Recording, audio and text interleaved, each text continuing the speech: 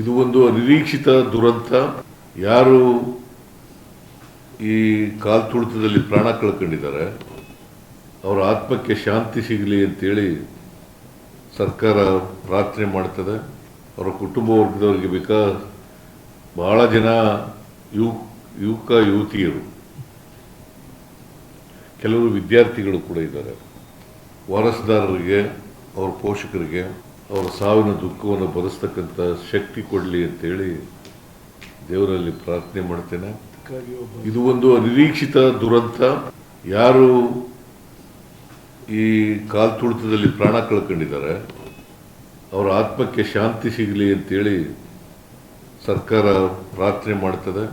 ಅವರ ಕುಟುಂಬ ವರ್ಗದವರಿಗೆ ಬಹಳ ಜನ ಯುವಕ ಯುವತಿಯರು,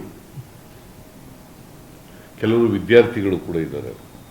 ವಾರಸುದಾರರಿಗೆ, ಅವರ ಪೋಷಕರಿಗೆ ಅವರ ಸಾವಿನ ದುಃಖವನ್ನು ಭರಿಸ್ತಕ್ಕಂಥ ಶಕ್ತಿ ಕೊಡಲಿ ಅಂತೇಳಿ ದೇವರಲ್ಲಿ ಪ್ರಾರ್ಥನೆ ಮಾಡ್ತೇನೆ.